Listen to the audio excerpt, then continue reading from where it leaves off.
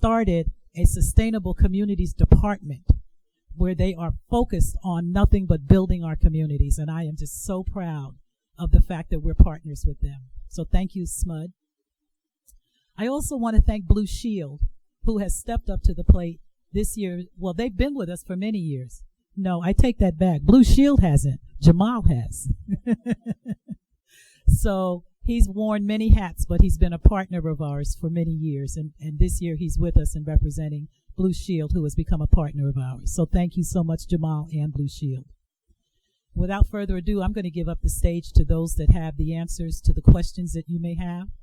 And also to let you know that towards the end of our presentation, we will be taking questions and answers. So take copious notes and have a really good time. I'm going to turn this over now to Mr. Jose Bodipo Memba, who is our SMUD representative, who's going to talk to you a little bit about our Sustainable Communities Initiative. Thank you.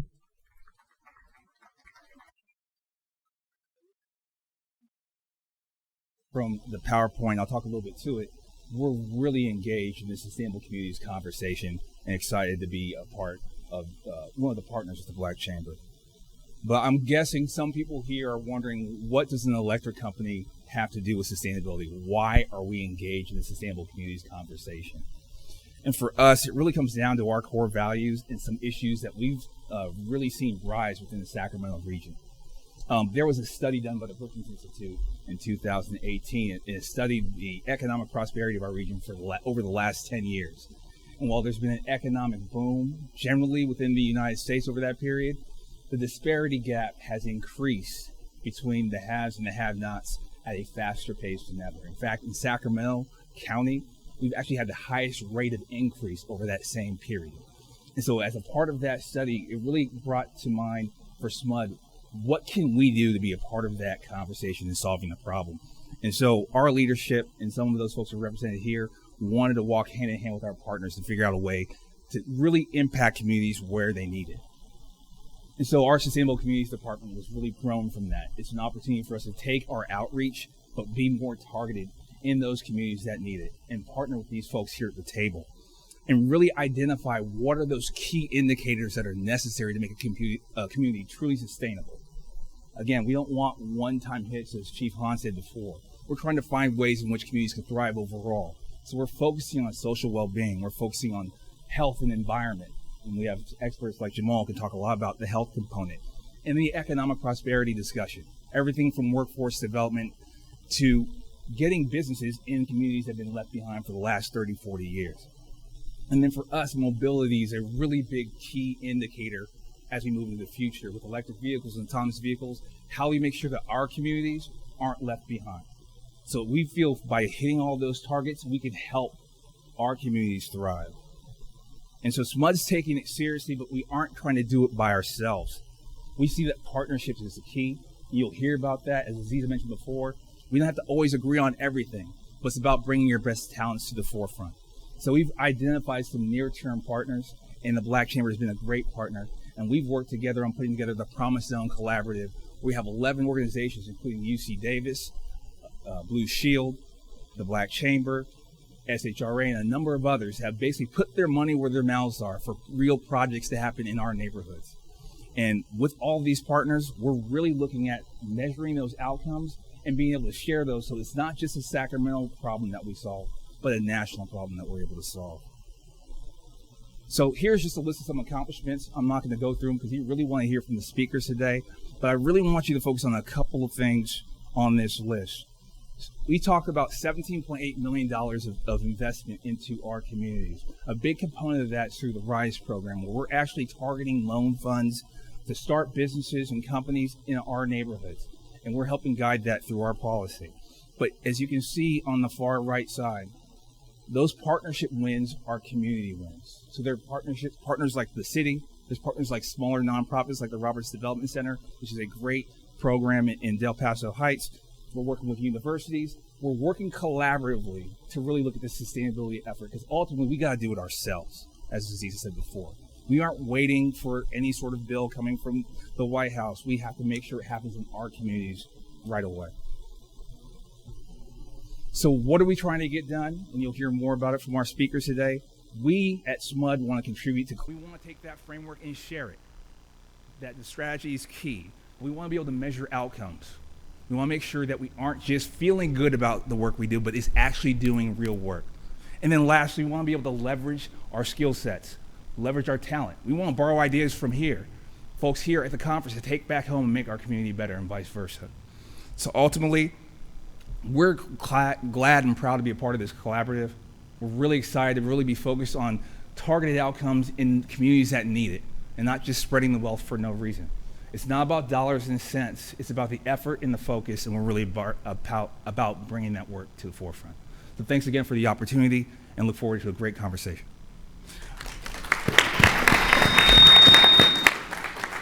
So I would like to introduce the moderator for the conversation.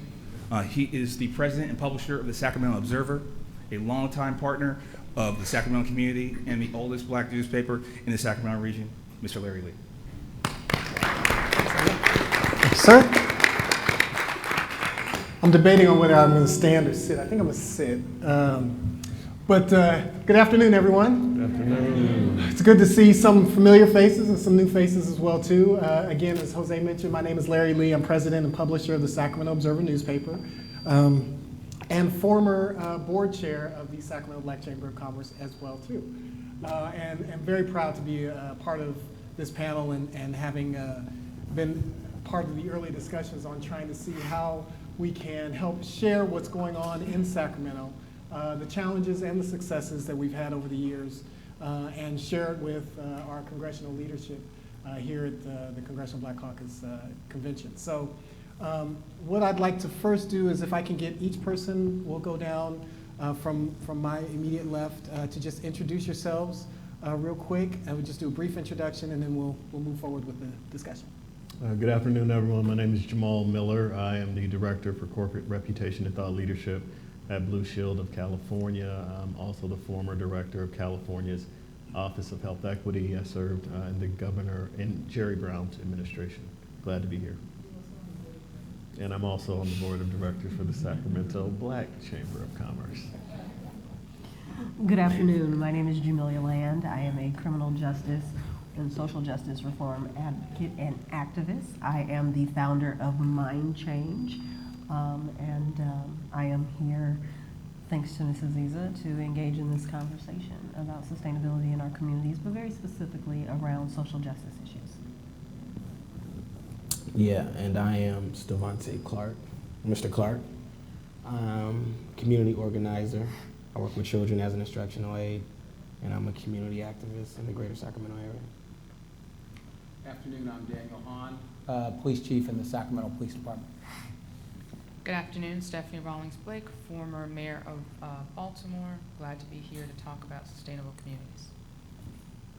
Great.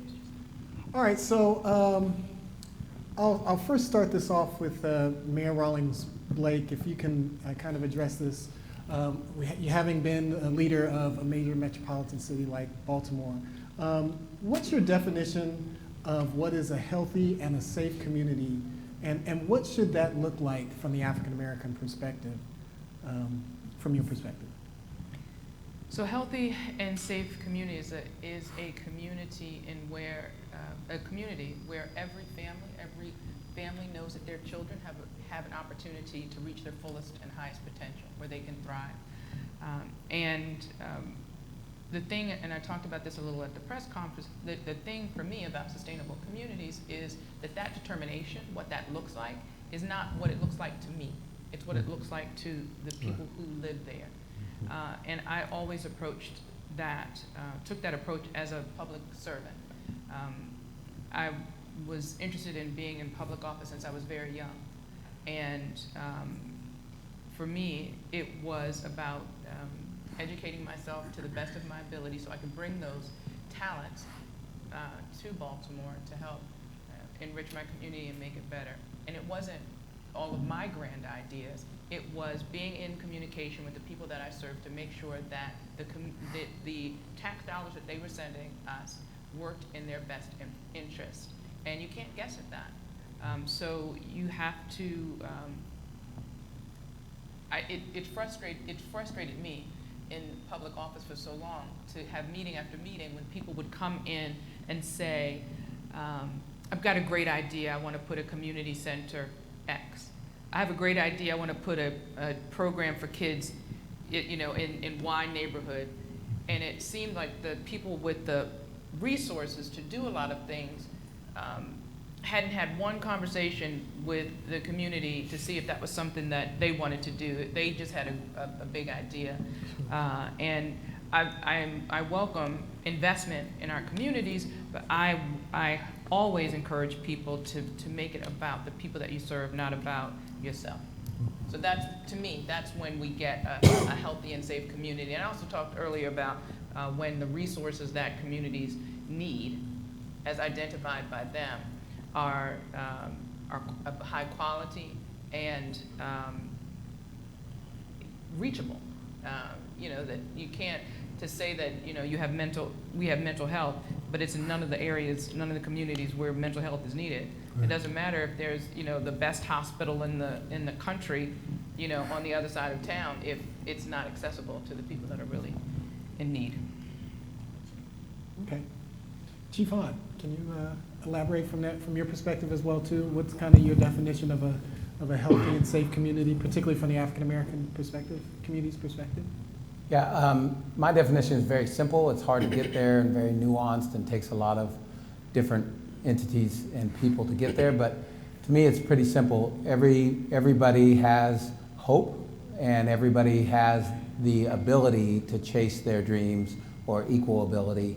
Oftentimes what I see in our community is a very huge lack of hope, and also many people that don't dream of doing any of the things that a lot of us dream to do. So, I mean, there's studies that talk about the PTSD in neighborhoods where there's a lot of violence and kids grew up. That was the kind of neighborhood I grew up in. The difference between a lot of the people that I knew and a lot of my friends in that same neighborhood that saw a lot of the same things is inside my home was a very structured, very capable mom and family to help me deal with that, I assume.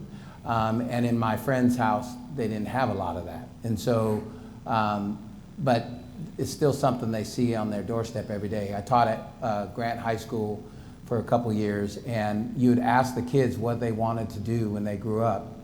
And they would say things that you'd like, I knew they wanted to do more than that. And when you ask them, why don't you want to do something else? Why is that what you want to do? Their answer would be, because that's all I can do, because I'm Hmong, or because I'm black, or because that was the reason. And so they didn't just make that up in their head, they've been trained that way by society, by their community. And so to me, a healthy community is one where as people grow up, they have hopes and dreams and they have the ability to chase those. And then it's up to them. But right now, in a lot of our communities, they don't have hope and they don't have an equal ability to chase those dreams.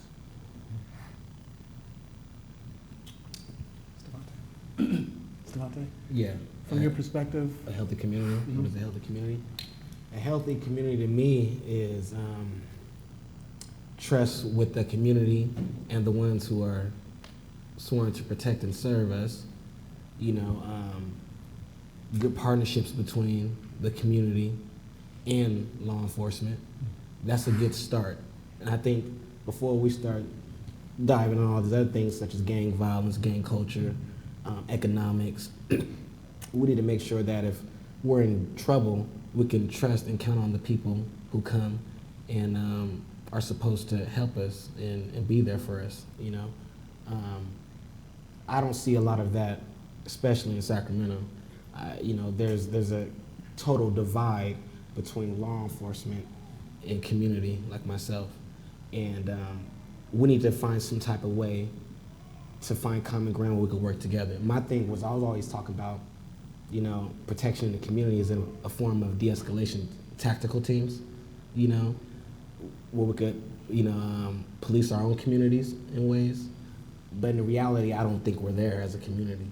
I really don't think we're there. Mm-hmm. So we have to work with the police. We have to work with other groups and entities. So a healthy community for me is a safe community, a community where, you don't get shot over 20 over 8 times in your grandma's backyard, you know? That's what healthy community mean is. You know, I'm here as the vessel for my brother's legacy because he's not here. And what's healthy for me is what's healthy for everybody, I believe. Mm-hmm. And if I feel safe in my community, and I feel protected by those who take our dollars, our tax dollars, then I think everybody else would feel safe and protected. Gotcha. Yeah. And just for context, for those of you who may not be familiar with our story here, is Stevante's brother, Stefan, was shot in March of 2018 in his backyard by the Sacramento Police Department. And it was not long after Chief Hahn had taken reins as the city's first black chief. So we have kind of a very special... yeah, but it's no, I want to put out there, not to cut you off, there's no ill will towards Chief. No, I know. Yeah, we love Danny. Yeah, no, and that's, I think that's where I was going, is that we have a very special and unique relationship from our perspective and from the city of Sacramento, where we have a police chief who is, as an individual, is a trusted messenger who has for years had done the work in the city, and then but has now come into a position where he had this very challenging situation, of course. Yeah, brother, but at the same time, you know, we still calling for accountability of course. on all levels. Absolutely, okay, so. absolutely, absolutely. So, okay. but I just wanted to put that in the context. But there's a reason we sat them next to each other. Yeah. Fire them damn cops, Chief. All right, Jamilia, same to you. What's, from your perspective, what's a healthy community look like for the African American community? Well, for me, it starts with our mental health. As I've shared with Stevante and Chief and a few others, I am a firm believer that racism in this country is a socially constructed, systematically implemented mental health disease. And it impacts everyone. For me, a healthy community is one where we are able to think beyond our basic everyday survival. To kind of piggyback off of what some of what Chief Hahn has said, is that we don't have hope. There is a lack of hope in our communities. We live in communities that are economically disenfranchised. We have less resources all the way around, and our children no longer look forward to tomorrow. They are pipelined from schools directly into the prison industrial complex. They are dying at the hands of not only law enforcement, but also other people of color in their communities. And so for me, what a healthy community looks like is for us as African Americans to really come to the table and have an honest conversation about accountability amongst ourselves. Take responsibility for ourselves. While we oftentimes want to challenge others to be transparent and to be accountable, we oftentimes fall short of doing that ourselves. And so for me, it's important. I am here as a part of standing up and speaking about Stevante, very specifically. What I saw happen to him was something that I have seen countless times, but no one would stand up and speak. My son's girlfriend was murdered 5 years ago, New Year's Eve, and he had to drive her to the hospital. She was shot in his car, and he had to remove her body from the car. I watched him quickly decline. I watched my son within a matter of 3 or 4 days completely lose his mind, and people didn't understand. And so when I saw Stevante jumping on the mayor's desk and lashing out in all of these different ways, and I heard the commentary, the social media posts, things that, all the negativity that people had to say, I wanted them to understand what they were looking at. They were looking at a child in trauma, and that it was not rare, and that what Stevante was displaying is something that our children, adults, are experiencing every day, but we don't have an outlet. And as I have told him time and time again, I am very proud of him for letting the world see the depth of the trauma and the pain that we are experiencing. And so we've got a lot of work to do. Gotcha. Jamal, you've spent a lot of time in your work in this sort of space, particularly related to healthy communities.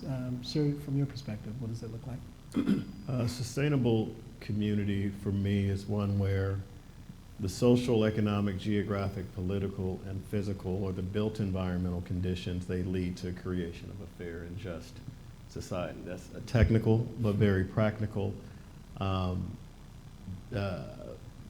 realization that for some communities, when you think about the determinants of equity, sustainable communities that are built to last and that are built equitably to benefit all people in those communities, they're socially strong, they're economically strong, they're geographically strong, they're politically strong and engaged, and their built environment, their resources and their amenities are conducive to healthy living.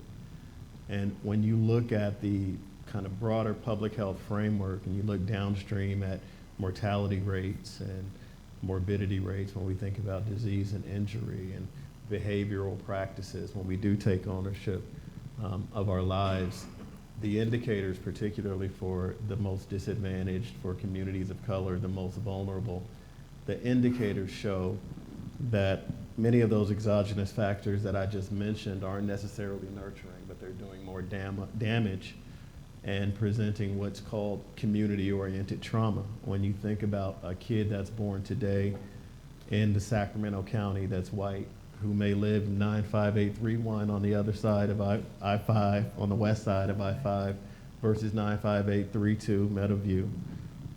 That kid from 95831 has a greater life expectancy than that kid right across the freeway in the Meadowview community. And what has that baby done, coming into this world to automatically be set back by anywhere from 5 to 7 years? Based on a public health framework and ecosystem, exogenous factors that are not catered to meet the nurturing needs from a mental health, and behavioral health standpoint. So when I think about myself, who I grew up in South Sacramento, born and raised, when I think about people like Stevante, when I think about people like Chief Hahn, we all grew up in the area and all uniquely as black men have stories to share about experiences that we've had to where in our different ways we've demonstrated a sense of resiliency, which I think is a key attribute to sustainability. But also the reality is that we could speak very well to, from the earliest phases in our lives, there was a sense of trauma that we may have experienced in some way, shape, or form. And when that trauma yields itself to a murder or a sickness or a child dropping out of school or any number of the negative issues that are indicators in society, we often tend to blame that person and not shifting upstream and realizing that the ecosystem around them basically presented a logical conclusion because we let them down. When you look at community trauma, they result in structural inequities, such as violence, such as failing out of school systems, criminalization of mental illness, as we've talked about, substance dependency, concentrated poverty, poor food systems. These traumatize people, and it yields itself to stressors, elevated allostatic load, elevated cortisol, which puts pressure on your organs. So it makes sense when, the onset of diabetes and heart disease and other, issues in our minds and in our bodies have been disrupted literally for some of us throughout the course of our lives. And then it starts to make sense why we meet death or meet sickness much sooner. So that's the reality of understanding the public health framework. And when we think about the definition of sustainability, that's something that lasts. And in our society, my last comment is, how do you build something that lasts? Dr. King says that although it may be true that morality cannot be legislated, behavior can be regulated. Even though it may be true that the law cannot change the heart of a man, it can restrain the heartless. Even though it may be true that the law cannot make a man love me, it can restrain him from lynching me.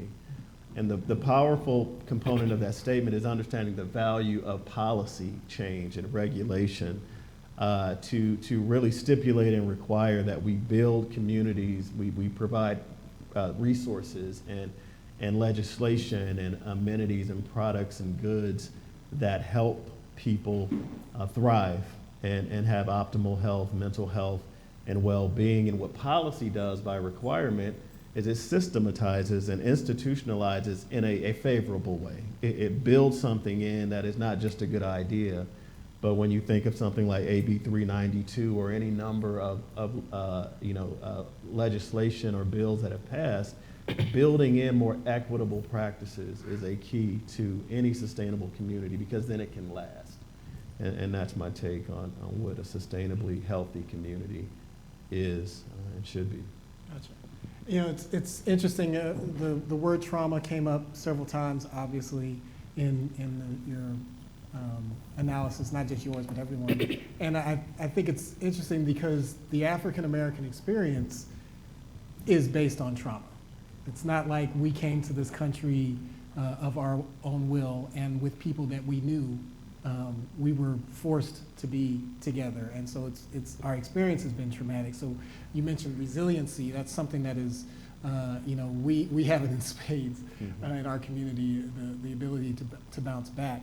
And Mayor Rawlings, if you could, what did you guys do in Baltimore to try and deal with the effects of trauma? You know, we talked about, the systematic trauma that plagues our community today. What did you all do there that was something that worked? And then actually I'd like to kind of ask the rest of the panel as well too, and you guys can just jump in.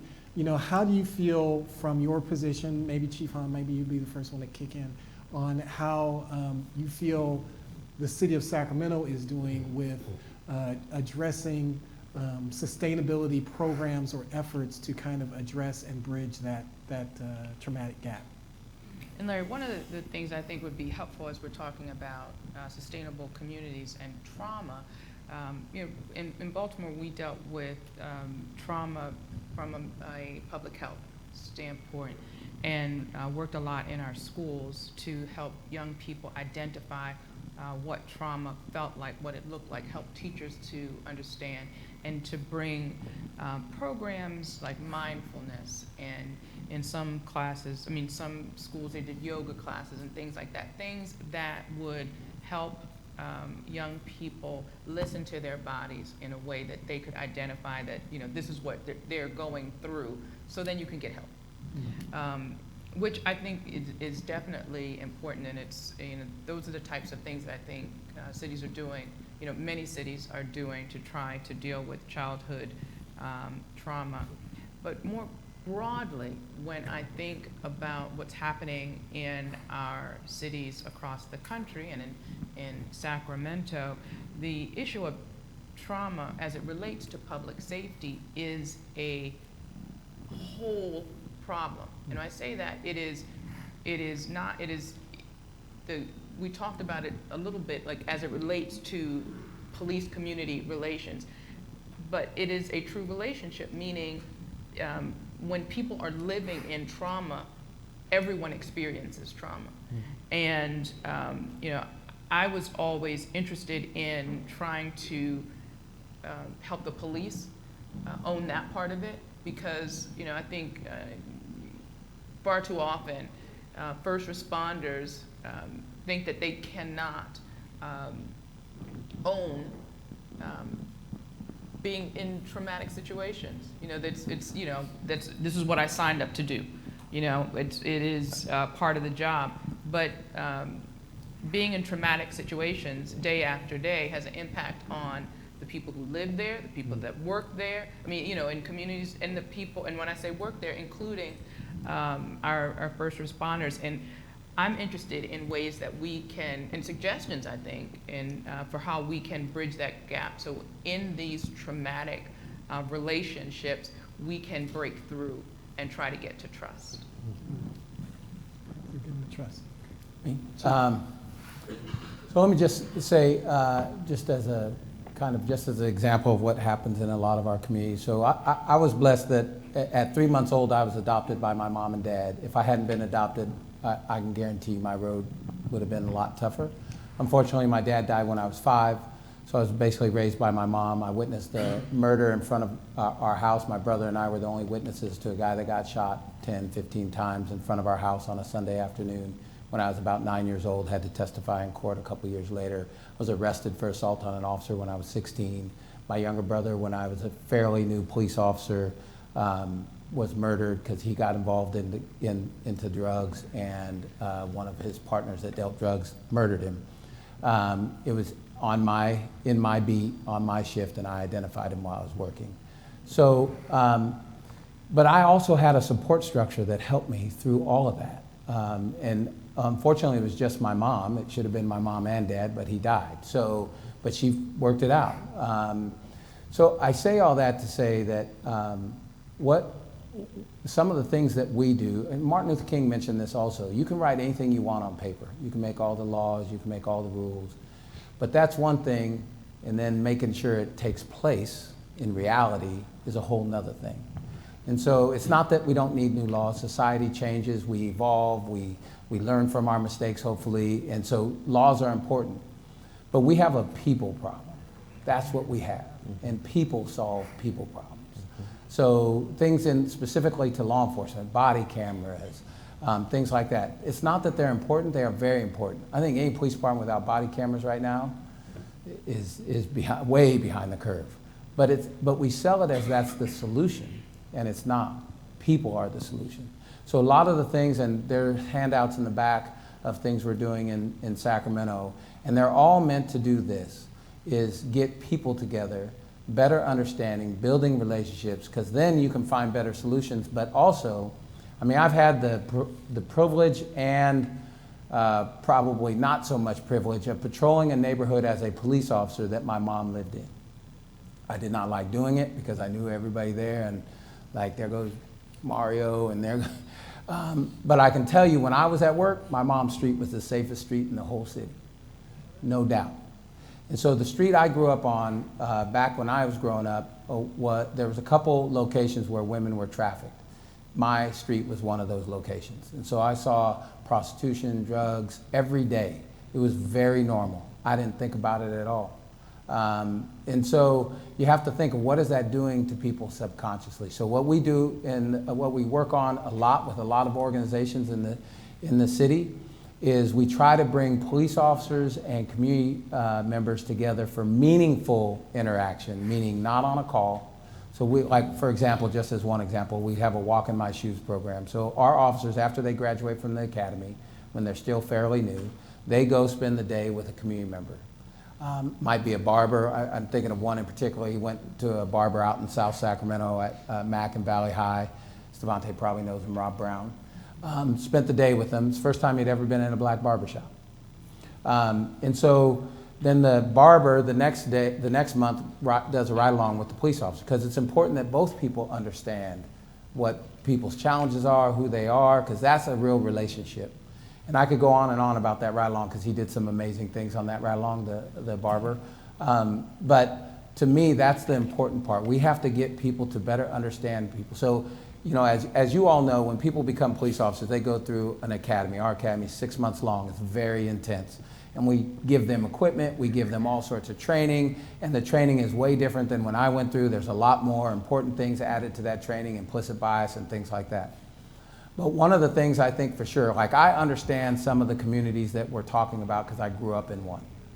But if I did not grow up in one, it's like when people came to my neighborhood was Oak Park. If I had a friend come to Oak Park and say, let's go play basketball in Del Paso Heights, I'd have said, you're crazy. I'm not going there. I'm staying in my own neighborhood. I don't go to other neighborhoods.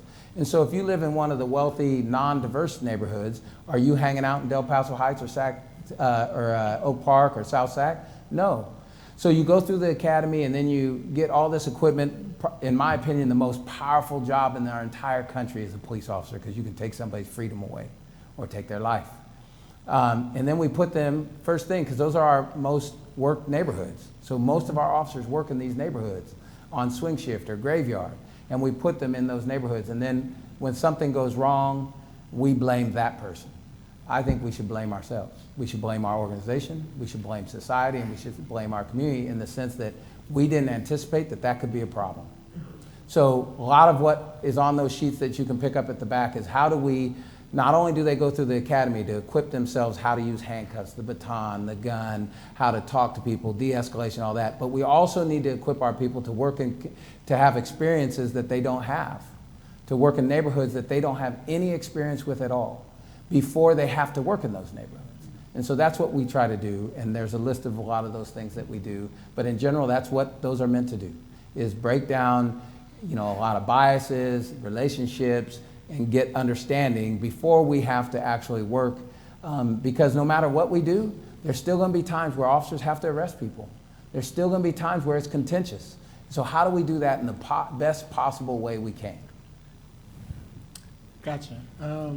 Jamal, can you expand, like, from the, you know, from your position in regards to how we can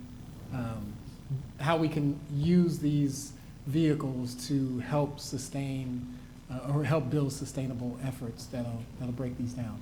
Yeah, I think that we have to have, and Chief Hahn and I spoke about it a couple of weeks ago, we have to have a fundamental shift towards an attitude of prevention. So I'll give you an example. In healthcare, our healthcare delivery system is focused on disease management, like in volume.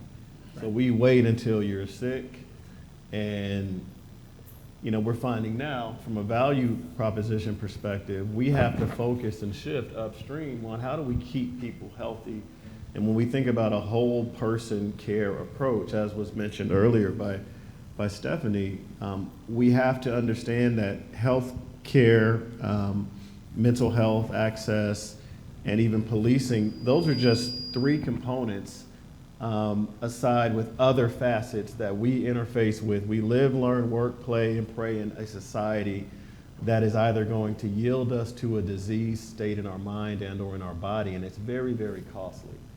So from a sustainability standpoint, we've got to shift our mind in healthcare and social services and public safety and many other facets of life into how do we prevent the worst case scenarios that compromise a person's life expectancy, compromise quality of life, and are very costly from a private and public cost perspective. And that's where we see the greatest opportunities to where obviously people are going to get sick sometimes. And as Chief mentioned, sometimes people will have to be apprehended, detained, and or arrested. But what could have been done upstream in that person's life course, in their community, in their ecosystem, to maintain them with an economic floor, you know, to maintain them with access to health care and coverage, to maintain them, you know, with a job, to allow them as a child to be able to go to school and not be called the dumb fool like my third grade teacher called me.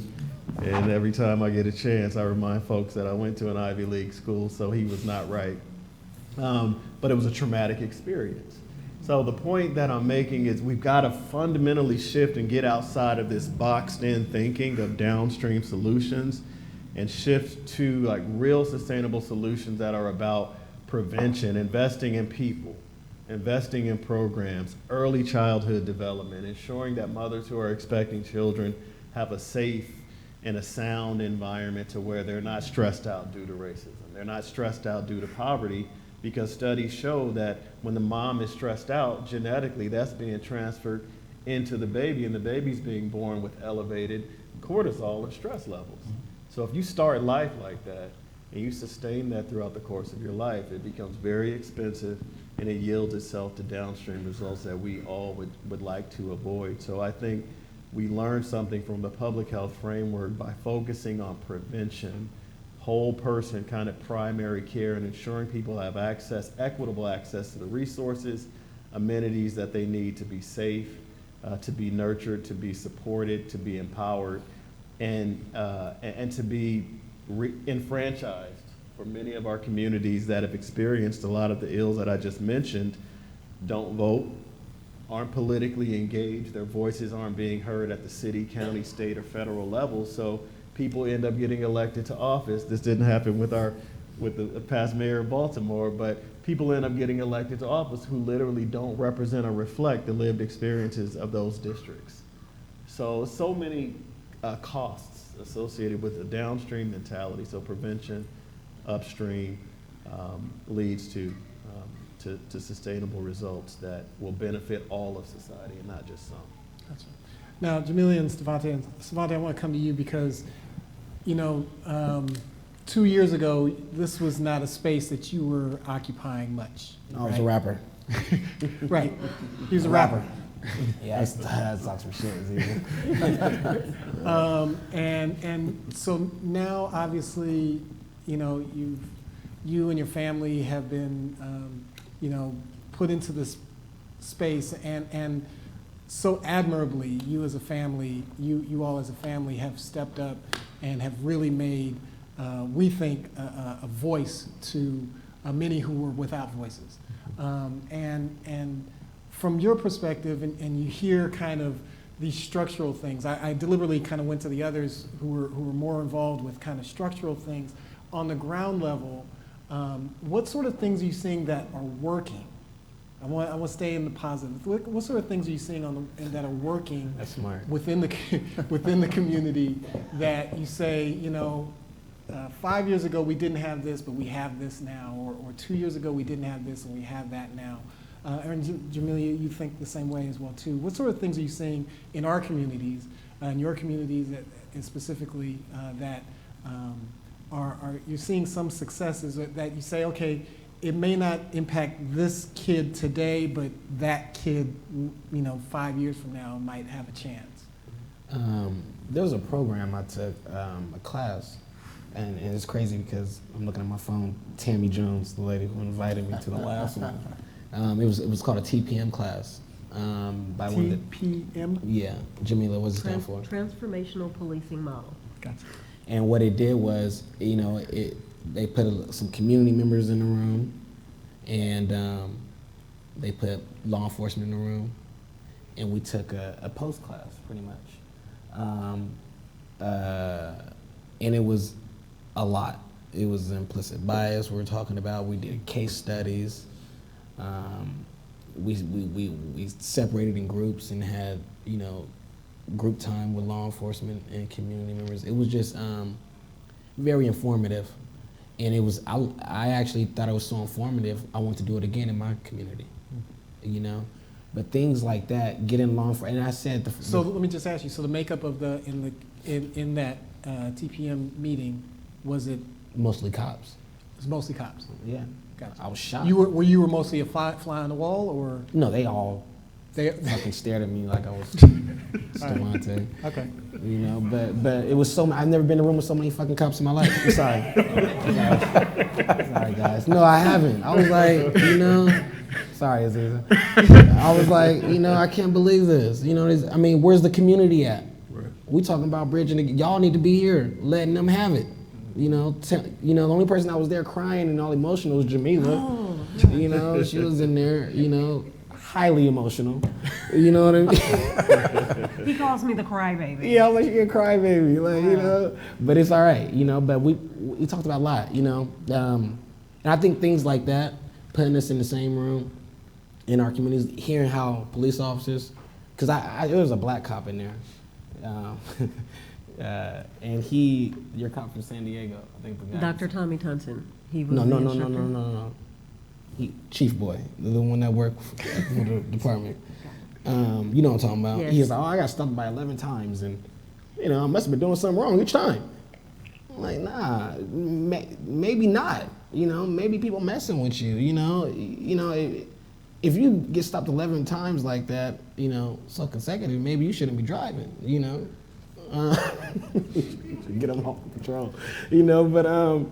But it was meaningful conversations, meaningful dialogue, and I just wish more community had come out, but we're following up with that. We're doing a Walking While Black, movie. Friday. The department we're following that same group that was there. Will be coming and sitting down watching a film or a presentation of some sorts with PD.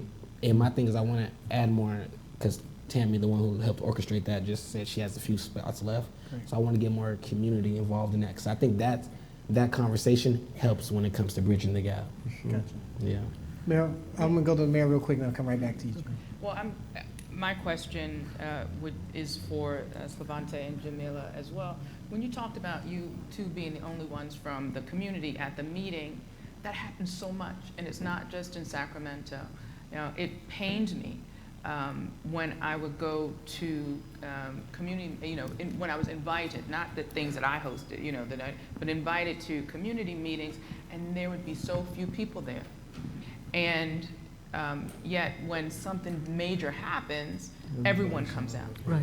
And I would always talk about the fact that it's important. I don't, you know, I got in trouble for protecting people's free speech, you know, and making sure that people had space to protest. I got in trouble, you know, for, you know, I got a lot of heat for that. That's, I respect the First Amendment. I respect people's right to protest. It's important.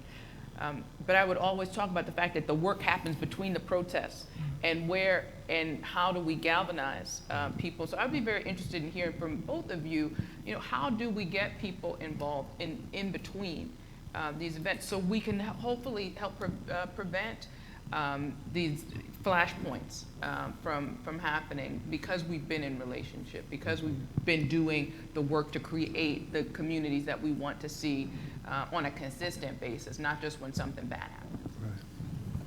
I think that, number one, that's a great question. I think that it goes back to something that Chief Hahn said, in that this is a people problem. And we as people tend to not want to put ourselves in uncomfortable situations. A little backdrop on my relationship with Slavante. I'm born and raised in Oakland, California, moved to Sacramento about 20 years ago. Just me and my senior parents and children. And I have one biological son.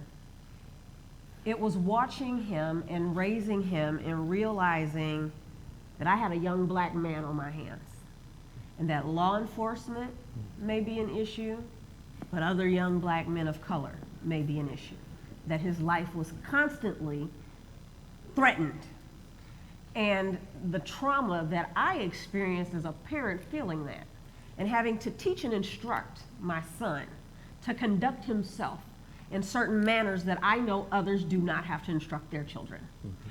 And so I became very involved with my son, making sure that I was on top of the school and on top of the friends and what was going on, because I needed him to live long enough to be able to do something with his life. And so I've always just really been there for the young men in my community. So I'm everybody's auntie. We don't have any biological relationship, but when his brother was killed in his grandmother's backyard, that was the flashpoint for me. That is when I decided that I couldn't sit silently anymore and watch these things happen. And so when Slavante was going through it, and I was watching the things that people had to say, I realized that someone had to say something.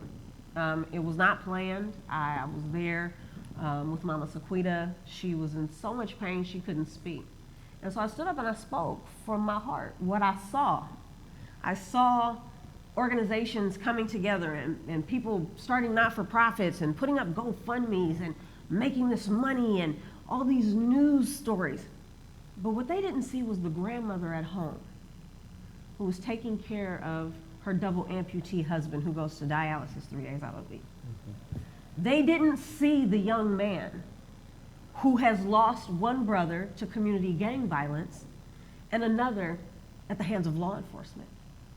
And so I had to make a decision as to whether or not I was just going to keep having these conversations amongst a few groups of people and really getting nowhere with them, or if we were going to really stand up and put ourselves in a different position. And so it was through Chief Hahn, because I won't lie, I was very, very nervous of law enforcement. They get behind me and I get nervous, my back tense up, I'm grabbing the steering wheel, I'm checking. I know I've got license, registration, all of the stuff, but I have this fear. And it was encountering him, and I think that it's important to make note that one of the first things that I wanted to ask him was this: what is it like being a black man in that blue uniform? Because you're gonna catch hell either way it goes. In our community, you've got one of two things. We are either extremely proud of you for being a black man and being the first black police chief, or you are every sellout, coon, no good, traitor under the sun. On that side of the blue wall, he's still a nigga. Mm-hmm. Period. They don't see anything else. And so to watch him engage and want to engage with Stevante and want to engage with the community. He put together with Dr. Tommy Tunson the transformational policing model class that Stevante has been talking about. It was through the personal interaction. Now when I see him, whether he's in uniform or not, I see Daniel. I don't see a police officer. Mm-hmm. I'm cognitive and aware, so I don't speed past him. You know, and I'm not looking for any favors. Don't give me a ticket if I speed past you. But I'm cognitive and aware. And when he puts together things, so I've gone on, he does the Friday Oak Park Walk, where he takes members from the community and members from law enforcement, and we walk through the community. And we got dogs barking, pit bulls, broke down cars, people on the corner smoking weed, and you've got predominantly white officers walking through this black community. So when they get ready to patrol this community, they have an understanding of the people that are there. It is things like that that we oftentimes don't see, that we definitely do not talk about, that the news media doesn't really want to report on, because who wants to talk about the positive things that we're doing? We live in such a negatively charged society that when you start talking anything positive, when you start talking about building bridges and building the gaps, no one wants to talk about that. The fact that we have the chief of police of a police department where two of his officers took this young man's brother's life, and they are sitting here and they are willing to engage in dialogue, that's where we start. That's where we begin to affect change. And those questions that I had for him, what was it like being black with a blue uniform? I quickly found out, not that I am in a blue uniform, but now, depending on the space that I am in, you're a sellout. You smell like bacon. You over there playing with the pigs. How is it one day you're standing up and you're talking about the police murdering us, and then you're at the academy? I'll tell you why. Because we have a black chief of police. If he was white, it would not happen. He opened the door to say, these are the things that I am trying to do, not short term, long term, that will positively impact our communities, because this is my home. And so for me, that was a big step in being able to trust, in building trust. And it takes one person at a time to be able to build that trust. And so the fact that he has mandatory things that people don't know about. His officers have to read post-traumatic slave syndrome. Where else do we see that? Are we hearing these things?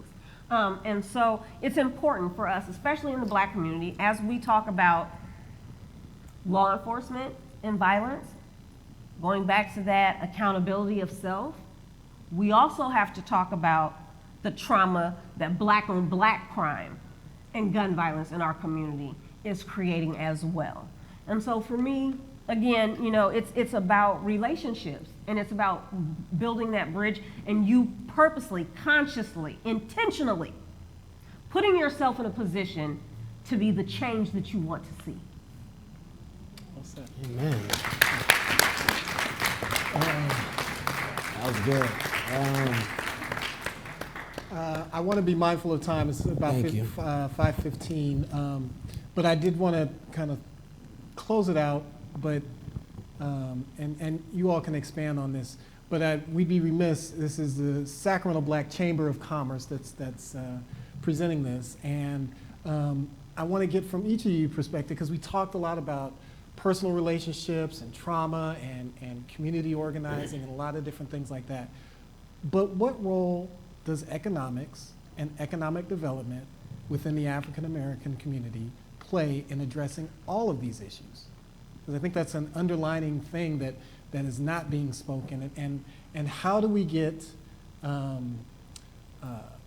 private, public collaboration to address these challenges within our community? I'll take that real quick. I would say that most of the people would ask you, why are you asking, like, for example, me, that question, right? I'm a police department. We don't have anything to do with economic development. We don't have anything to do with economic development in certain neighborhoods. And I would just say that's a perfect question to ask me and everybody else. Our mission statement says, improve the quality of life in our city in partnership with our community. It doesn't talk about arresting people. It doesn't talk about writing tickets. It says that. Now, arresting people and tickets are one of the many ways that we can help with that, but it's much broader. And so I just got a call from a friend of mine that was asking, there's a local business owner that wants to expand their business into another field, and asked me if I could connect them with Sac State to help them write a business plan and things like that. So I was going to do that as the police chief, just simply because I know Sac State. And then just, matter of fact, today, talking to Aziza, she said, why aren't you sending them to the Black Chamber to do that? So now I'm gonna do that. So, but that's because we know each other. Not too long ago, maybe 3 weeks ago, Nicole's in the audience, Jose's up here. I know both of them. I also know the CEO of SMUD, and there's a local organization, City of Refuge, that helps women escape sex trafficking. They're doing a capital campaign. They're going to build a building where women can live, and then they're going to have a restaurant and a daycare center so they can take their children there and start getting work skills and transition into much healthier things. So they were calling me and they're saying, you know, we're raising money, we're going to do this, and they're an awesome organization, but they don't have a ton of money. So I thought, well, maybe SMUD can help because for energy savings on their building. So they went it took us a while to get all these very important people to have time to go at the same time, but we took them on a tour of their current facilities. And just the day I flew here to DC, Rochelle from the City of Refuge called me, darn near crying, saying how thankful she was that SMUD is helping them. And I don't even know all that they're doing, but they're doing enough to help them, you know, raise money and get done, because they're helping. I think earlier Jamal or somebody said preventative. They're the kind of, they're after the fact sometimes, but they're also preventing further harm by getting women into a healthier environment. So I think that leaders have to lead and truly lead. Too many times we have leaders in leadership positions that, I don't want to say completely selfish, but appear to be selfish, like I need to get something done in the next year, in the next 10 minutes, as opposed to the end game's going to take longer than my tenure. Right. So I need to drive the bus down as far as I can. And so being somebody that's lived every single day of my life in Sacramento, and being somebody that started in the Sacramento Police Department when I was 19 by accident, I completely believe where Sacramento can be, which is a completely healthy for everybody. We're not going to get there in my career. We're not. But I am going to drive as fast as I can and as far as I can, and hopefully hand it off to somebody else that believes, and maybe 5 chiefs down the road, 5 mayors down the road, 5 chamber CEOs down the road, 5 activists down the road. We will get there, but we can't get there in my tenure. And if all I care about is getting there in my tenure, then we're going to have superficial things that are done. I would say that just by listening to you and the other activists, I hope you understand how special Sacramento is when it comes to approaching public safety and community development. You talked about economic development. You can't have economic development where there are unsafe communities. That is what speeds disinvestment and flight when businesses don't feel that they can be safe. So to have a chief and to have a group that so keenly understands the relationship between public safety and trauma, public safety and mental health, public safety and economic development, public safety in all of the things that matter to communities in a way that, in talking about holding each other accountable, truly, and not just pointing fingers. That's a special thing. You know, you might not get there in your lifetime, but the principles that you're putting and the values, Chief, that you are instilling in those officers won't get lost because, you know, they're ingrained. And I'm very optimistic because of the way that you're approaching these things that, you know, having a safe community is possible. And having safe communities in Sacramento is definitely possible. And I know some real estate agents, so I'm going to make sure they send you some real estate listings. You too can come to Sacramento. Join the team. I'm retired.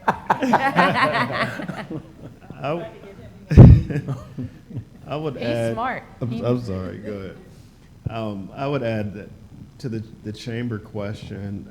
Studies have shown that socio-political participation is a function of socioeconomic status. So, from an individual perspective and from a corporate standpoint, when you think about economic policy, private investments, that naturally increases the pool of like available participants to vote, to be engaged in the political process that helps create and keep communities safe and healthy. So that's a part to where you think about the social determinants of health. Income security in economics is a significant determinant of life expectancy, quality of life, safety of communities, and it increases naturally people's ability to participate in the socio-political process. So from a chamber perspective, that is something that I think particularly when, you know, talking to corporate sponsors or, you know, talking to city council members or state legislatures, that's value added from chambers like the Sacramento Black Chamber to say that we are strengthening the base of communities through individual and corporate economic policies. Let me just check, in a non-Ivy League way, you just said the more money you have, the more politically active you are. Basically. Okay, I just wanted and the extension. I just wanted to make sure. And the extension. Daniel and I went to state schools. So check this out. The extension. There we go. That's the Jamal I've been waiting on. Come on. So check this out. So the extension of that is literally poor people start to disappear earlier in life.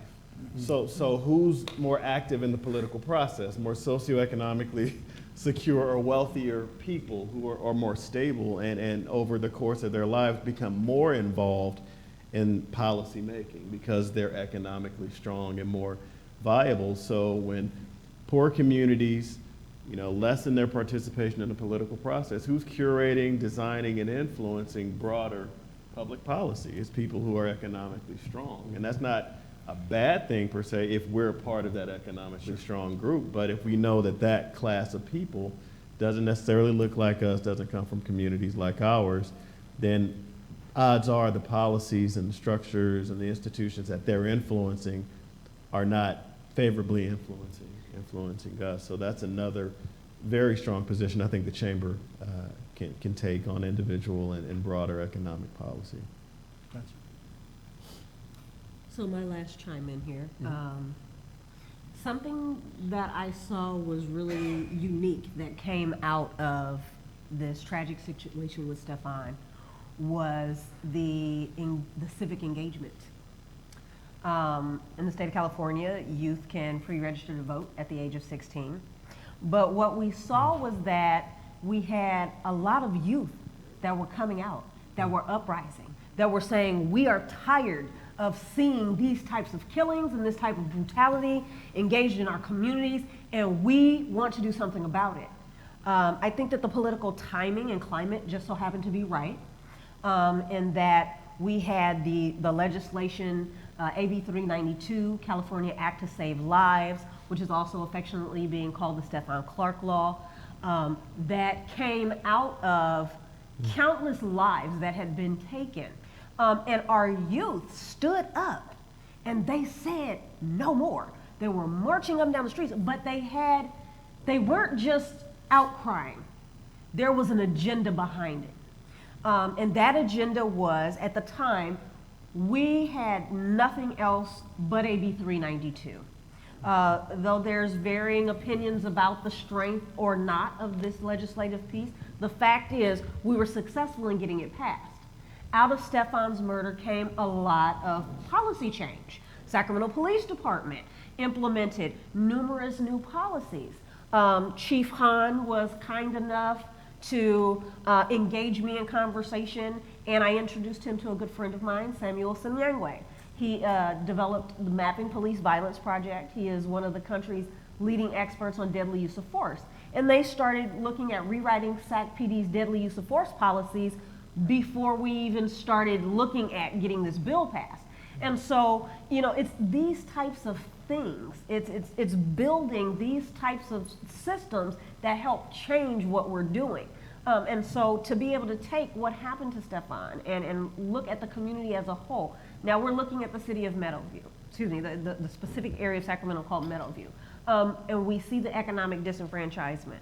How important is it for us to build our communities economically?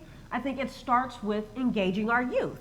And for them to understand how much money is actually in poverty.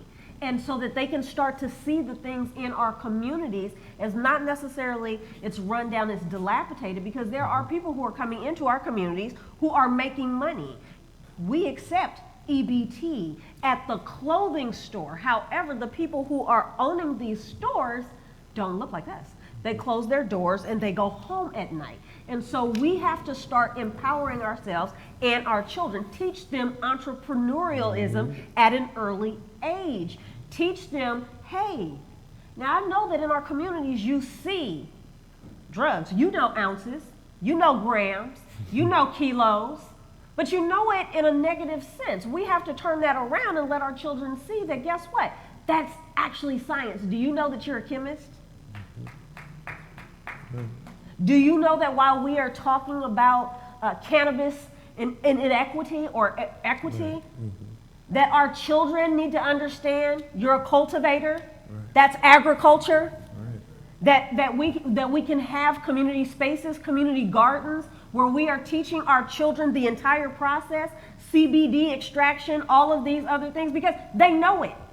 They know it, they just don't know they know it. And we're not engaging them in positive conversations about it. So in order for us to change the trajectory of our communities economically, we must first educationally invest in our children. Good job. And we're, before you go, we're going to open it up to questions. I'm going to let Stevante. Y'all be real quick. It's all right, take your time. No. You guys talked enough. So what I'm going to say is, putting people like I'm on a board for Measure U in Sacramento, and basically the city raised our tax, our sales tax 0.5%, and I sit on a commission where we decide where tens of millions of dollars go. Somebody like me is on that board, that commission. I was chosen by a council member to hold that seat. Putting people like me in positions of power like that, even though all our decisions are non-binding, our recommendations are non-binding, you know, it's still a power move. You know, putting people like me in those fields, you know, in those arenas, I think that's an effective way of healing the community, especially economically. Because, you know, I wasn't open to all of this, you know, a couple of years ago.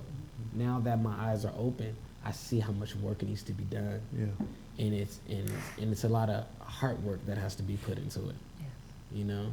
And the marching and everything is good, the civil unrest and all that's good, you know. But after you see what happened in LA with the riots, and then you seen, I think, Ferguson, they cut out the Walgreens. After the cameras went away and everything cut off, they didn't have nowhere to go shop. You know, so we have to look at our communities as our communities. And I think once we get put in positions like how I'm in the Measure U Commission and start looking at young brothers and saying, let's get you in here, let's put you on this committee, let's put you on this police commission board, let's put you on this inclusive innovation board, you know what I mean? I think that's a good way to heal us economically in our community. That's good. Well said. Well said.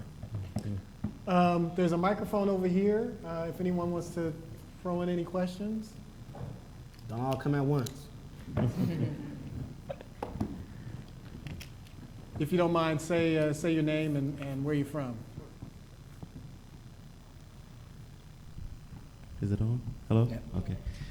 Good afternoon. I'm Adarian Williams. I am a recent graduate from Grambling State University in Louisiana.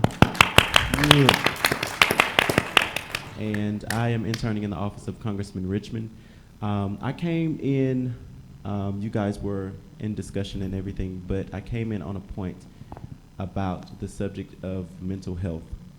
And I wanted to see if you all can, first of all, I just want to say that in a time of tragic ordeal, the way that you have taken this entire movement and impacted so many lives is just phenomenal. And I appreciate you. I thank you so much, because I honestly feel that this room should be filled, because this topic, this discussion are things that we continue to talk about in the Black community, and we only, in my opinion, we only talk about it when it happens. Right.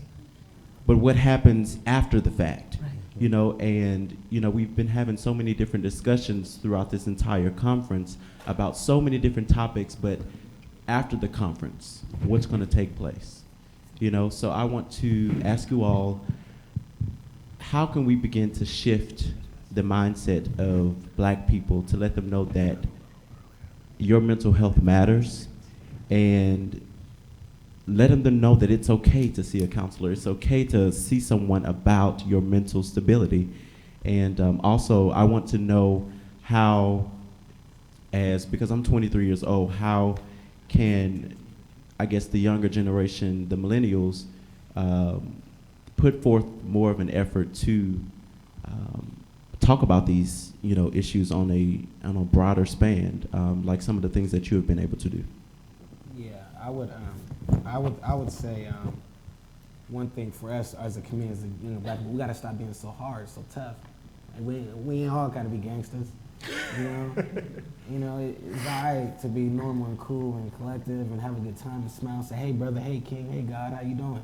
Now, the first question I get, or I used to get before I was, you know, my brother's situation, is where you from? Where you from? Yeah, it's the number one question. Geographical locale means more than anything. You know, yeah, we own no parts of this, but we're dying and fighting, you know, over this. So, us as a Black people, we gotta unite more. You see, when I was mad and angry, a lot of people were behind me. You know, once I started saying stuff like, you know, we gotta bridge the gap between community and law enforcement. What the fuck is he talking about? He crazy now, for real. Oh, snap. Yeah, this nigga really crazy. Then you hear a few people like, nah, he's up to something, I tell you. You know what I mean? But it's like, nah, I want to see us all live old and eat good and own land and get fat and move to Miami, you know? I think one of the key things is, and Mayor Rawlings spoke on it during the press conference, is that in the African American community, mental health is like cussing your mama out. You don't even use those words, because we have been so conditioned to believe when grandma had Alzheimer's, we didn't know it was Alzheimer's, she was senile. Mama got sugar, that's diabetes. She just a little crazy, that's schizophrenia. Oh, she's just up and down on the roller coaster. No, that's depression. All of those things are mental health issues. And we don't talk about it. What do? Take it to the Lord in prayer. Now, I'm not against taking it to the Lord in prayer. Amen. But the Bible also says that faith without works is dead. Who say that? So the last time I checked, that meant you're gonna actually have to do something about your situation. And a part of that, again, goes back to education, because we have been systematically conditioned. We stay strong, we cry in silence, we don't let anybody see our pain, you take it to your pastor, that's it. You don't actually go and say, I'm dealing with severe depression, and I have suicidal and homicidal thoughts, and I'm going through this, that, the other, and I need help. Because when we engage each other that way, we say, No, you don't say that. Oh, if people heard you say that, oh, they gonna write that on paper. It's gonna be a problem. Blah blah blah. And so the stigma of mental health in the African American community that we perpetuate amongst ourselves is one of the key problems. We have to get to a place to be able to say, I'm not okay and I need help, and be able to have professionals who look like us, who are trauma informed and trained, who know what we experience, to be able to engage us, to help us to heal. But it comes back to, we have to be able to be honest and say, I'm off my rocker today. I'm gonna jump on the mayor's desk. I would say it impacts all communities, but it is more profound in many ways in the Black community and a few other communities. Part of it is exactly what Jamilia just said. I think if we do 2 or 3 things, we could make a huge impact on that. One is, Jamilia just mentioned it, is stigma. If we treated mental health the way we do a physical injury, for example, you broke your leg, everybody in this room, regardless of what community you're from, what economic status you are, what race you are, what your background is, if your kid breaks their legs, you're taking them to the ER room. Regardless whether you think you're going to get in trouble or not by doing that, you're going to take them to, there's no stigma to that, you're just going to go, they're going to come out with a cast. But let that same kid have what you believe is a mental health problem, and you're probably not going to do a darn thing. You're probably, oh, well, that's my baby, that's, you know, da, da, da. You'll make every excuse in the book because of the stigma. And there is some reality to it. Let's just take law enforcement right now. If you're a police officer and you break your leg, what are you going to do? You're going to go to the hospital and get a cast on it. You're going to be off work for, you know, a couple weeks, and then you're going to be at desk duty for a couple weeks, and eventually your leg's going to heal, and you're going to be back at work. You're never once going to concern yourself whether the police department is going to allow you to come back to work. But that same police officer say, you know, I'm having some mental health problems. They're now worried, am I going to be able to come back to work when I get these addressed? That's reality. That's a fact. And so I think, one, if we deal with the stigma. 2, if you go back before my lifetime, at some point there was not 911. And so now anywhere in this entire country, if you asked a 2-year-old or a 3-year-old what 911 is, they're going to know. Their parents have taught them how to do it, society has taught them, and you know what you're going to get. You're going to get a firefighter, or a police officer, or an ambulance, and you're going to get that within a couple minutes. If we had that same, if we got rid of the stigma and we had that same sort of thing for mental health, that you're going to get some professional mental health person immediately when you call 611 or whatever number it is. I mean, you think of, in a short span of time, probably less than 100 years, this whole country knows what 911 is. So we could do the same thing with that.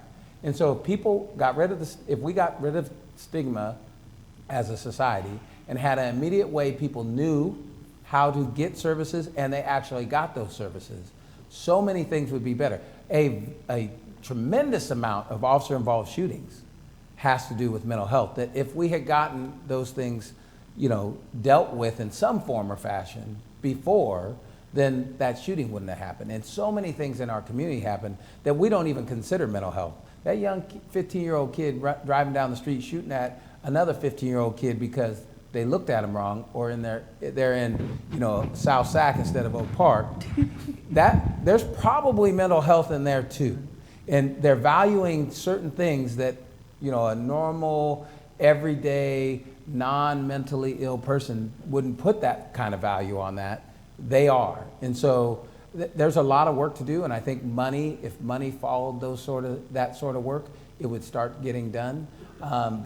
Those are 2 big things that would do a lot for mental health. Yeah. And Chief, I would say money and effort. Yes. And being honest about the needs in the community. You talked about the shooting being related to mental health. Violence has a huge mental health component. So does homelessness. Mm-hmm. And when I I worked as a public defender when I was started on the council. I'm an attorney, and so many of my clients, I worked in the mental health court. So many of my clients, even before I was worked in the mental health court, I knew that mental illness was contributing to their problems. However, what do you see when you talk about the homeless population? I don't know what day it happens in Sacramento, but every Saturday morning, every Sunday morning, people from all the suburbs and everywhere else, you know, well-meaning, That's every they day in packed Sacramento. they packed it, you know what I'm saying. They Yes. pack their kids up for their community service, and they come and they pass out socks and food. Now, do they need socks and food? Yes. But if you were to really think about what they need so they're not out there next Saturday, a lot of them need treatment. A lot of them need mental health, and that's the hard work. So Jamilia was talking about the people not wanting to do the tough stuff. That's the hard work. So it's great. You know, everybody, you know, you feed them, you feed people, you give them the socks, everybody pats on the back, you go home, and their problems aren't solved. So I think we have to it is the money and the effort of people to be real about what the nature of the core roots of the problem, and be willing to do more than show up for an hour and think that we're going to change somebody's life. I know we're wrapping up. Just a quick shout out before they sneak out. I saw Oakland come into the room, 2 of our city council members in Oakland, and a special shout out to our city council member who, actually the topic we're talking about today, about public safety and violence and trauma, unfortunately lost both of her sons, and one most recently not too far from my alma mater, USC, to gun violence. But just wanted to give you guys a shout out. We see you back there. And I just wanted to make a quick comment on how we separate out like our brain, which is a physiological thing.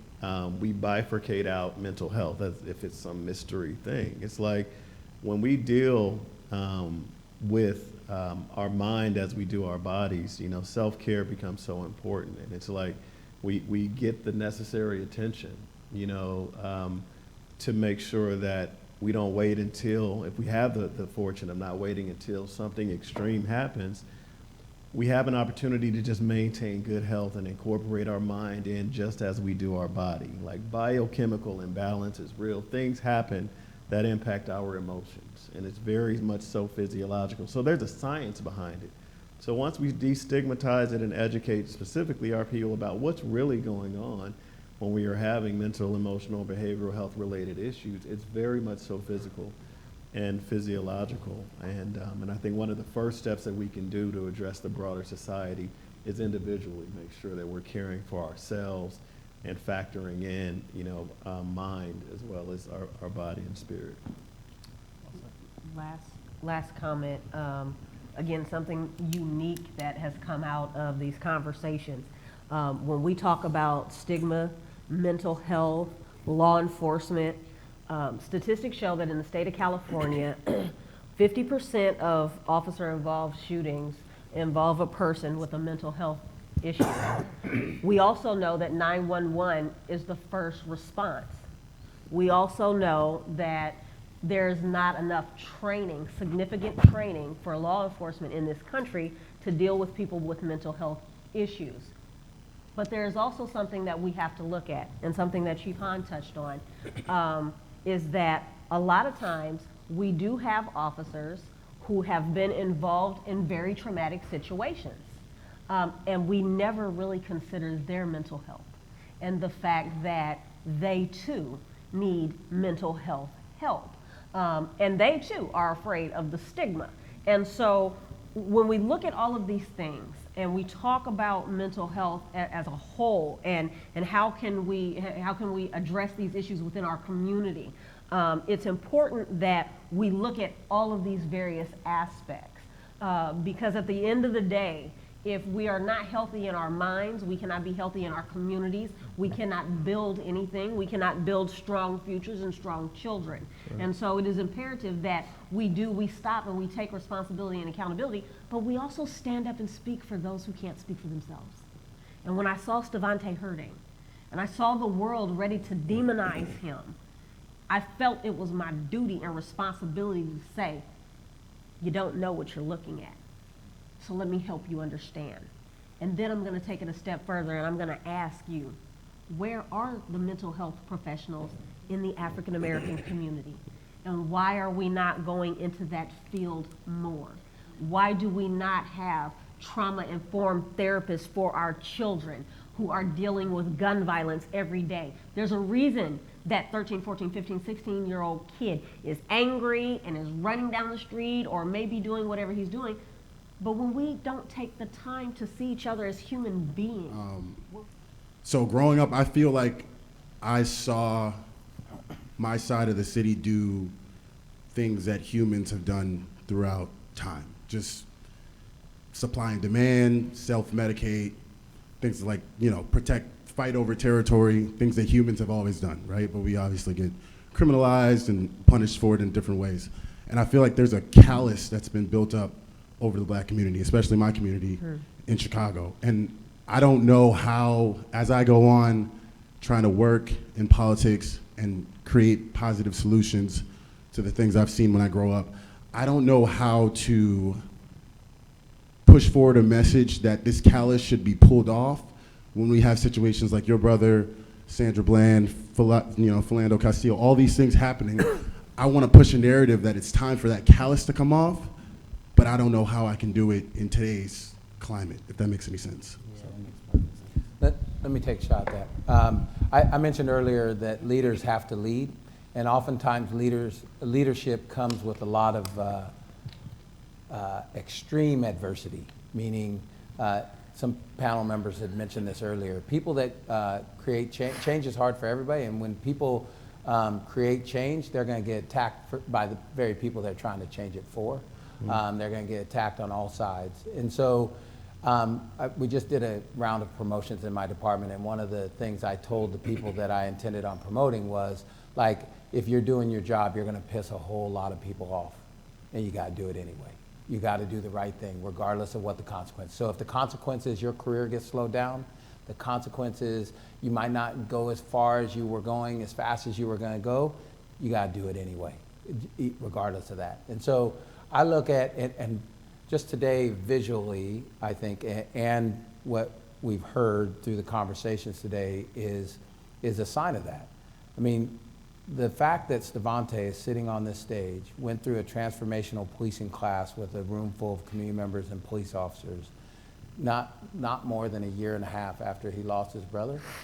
And I guarantee you he's heard some things about himself repeatedly, over and over, from every segment of our community, and he does it anyway.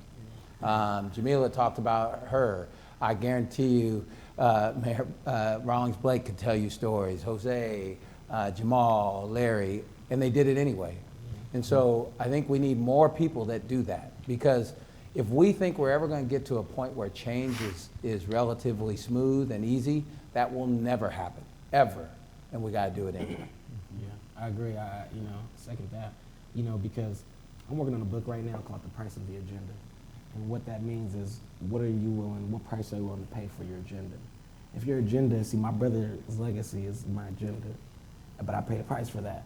The most phone calls I get are for family members that have been affected by gun violence or whatnot. They'll call me and be like, "Oh, Stevante, how can I get my story out there? Like, I'm like, nah, you don't want that.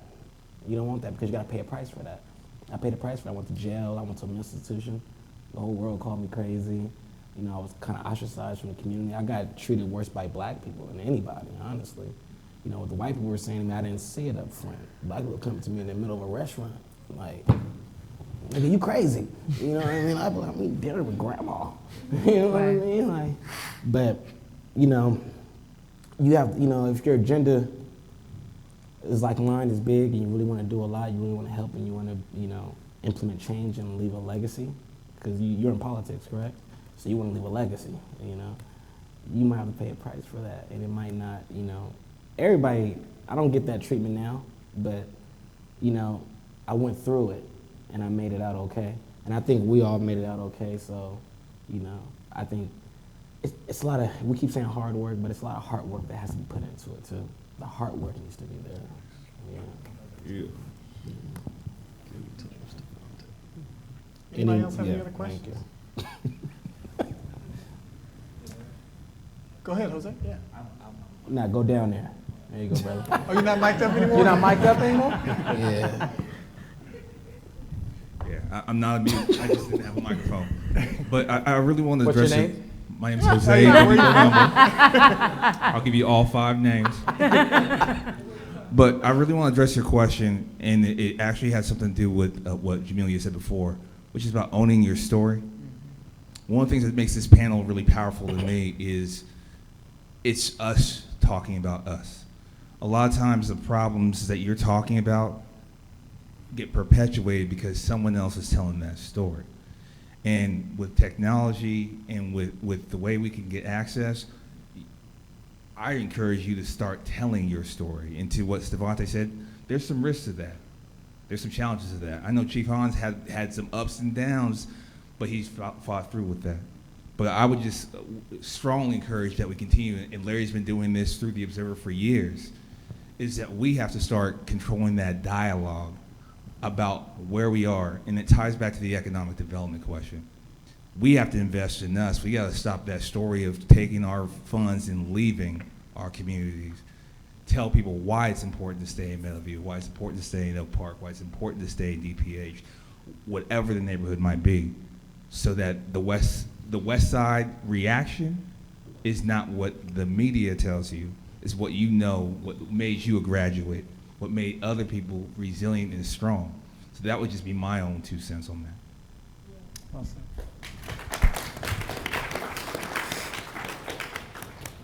Let this be the last question. Go ahead. Good evening. My name is Mark Baker, and I'm from the west side of Chicago. Yeah, but I currently live in the city of South Fulton, Georgia. We're a twin city to Atlanta. We're only 2 years new, and I serve as the first councilman of District 7, and I've been the mayor pro tem and vice mayor for the past 2 years there. Over the past 2 years of being an elected official in the city of South Fulton, according to the National League of Cities, we're the blackest city in America because we have over 90% African American population, and we have over 100,000 people, and everything south of I-20 in Atlanta that was unincorporated is our city now. And over the past 2 years, I've decriminalized less than an ounce of marijuana. I've banned a box for convicted felons on applications. I've made $15 a minimum wage as of this October 1st. And some other progressively, we're the only city in the whole state of Georgia because of my legislation to abolish Columbus Day for Indigenous People Day. And it's one of those things where the Trail of Tears actually started in Gordon County in Georgia, about 30 miles away from my city, but nobody else in the state out of 348 cities, of course we're the 5th largest, will do that, and I was able to get that passed. My question is, I serve with 7 other people, and I know there's cameras, and I'm okay with it being on, and it's like, what do you do when you have to fight your people to fight for your people? Because all of those positive legislation that you guys applauded for, they didn't all pass unanimously. And for those people who did raise their hand with me, I had to actually really sit down and say, yo, you use CBD oil for your needs. You're 82, I know, and you serve in District 4, and that's how I got one person to vote. And then I have to walk down, your son went to jail for this, and 90% of the people who go to jail look just like you, like your son and me. So we need to change these laws. So when you put it, like Tupac say, politicians are hypocrites, they don't want to listen. Like, people are in the position of making a difference, and then they don't want to listen. So how say you, when you have to fight your people, to fight for your people? Well, I'll answer that first too, in my opinion. I think the person that answers that question is you. You just answered it. You got it done, right? They passed, right? So I would say this. I think what you did, what it sounds like you did, is you were selfless enough that, like, I'm more committed to the end goal as opposed to who gets credit and who, all that stuff. So you do what you got to do, and you just keep doing it no matter what. There's not a person on this stage that hasn't had to fight their own people continuously to this, but they do it anyway, just like you said you got this stuff done. So at the end, if we don't care who gets credit and we don't care what it takes to get there, but we know the end game is what's going to help the most people, we just got to keep doing it. We have to have more people like you that are willing to do that, regardless of how obviously hard it was. As you just went through that story, you did it anyway. I appreciate that, and I just wanted to add this one part though, because I didn't add it, and maybe you could speak to that as well. Yeah, I have that because I was locked up. I had that desire to do the things that I did because I'm a product of the West Side of Chicago. I gang bang. I was a gangster disciple, and I did all of these things. I was locked up 3 times before I was 18 years old. So it's like, I don't have, of course, I went to college, master's, doctorate in African American studies. I was a professor at Clark. And most of those things that give me my drive is because of what I've done. But many of us oftentimes have that illusion of inclusion, and we break our arms patting ourselves on the back. So I think that that's a different caveat to that fight of fighting for your people. It's more like, are they really my people when they don't identify with me culturally or through my experience? And like, how does that fight those are your parallel? people. And the only thing that you described is the legislative process. That's politics. If it's all black people, it's all white people. If it's mixed, that's the process. Doesn't matter. You come to everything with your experiences, with what you know to be true based on who you are and what you've been through. And everybody else that's sitting at the table does the same thing. And the effective politician is the one who is willing to do what you did and to sit down and to be in relationship with people, to not diminish where they come from and what their experience is, but to look for common ground so you can move things forward. So it doesn't, I think, because you're the blackest city, you're fighting against a bunch, you're fighting other black people. There's no homogenous, there's no city council anywhere in the country that's voting on everything unanimously. Doesn't matter if they're white, black, or otherwise. Everybody's bringing their own stuff to the table. Everybody has their own priorities, and leaders figure out how to reach consensus. And the chief was right when he talks about I found that the people who are less interested in credit get the most done. Reach consensus and push things through in mutual respect. So I know it's frustrating because I think my life would be easier if everybody agreed with me. But that's not how it is. You gotta push, you have to do what you're doing and continue to do it, even when it's frustrating, even when you feel like you shouldn't have to explain certain things to certain people because they, look a lot like you. You know that you said it, with the force that you're talking about, your experience, that's where everybody else is bringing that to the table. And it is imperative, if we're going to continue to do this work as African American people, that we understand that like minds can differ and open ourselves up to the possibility that in those differences we can still move forward.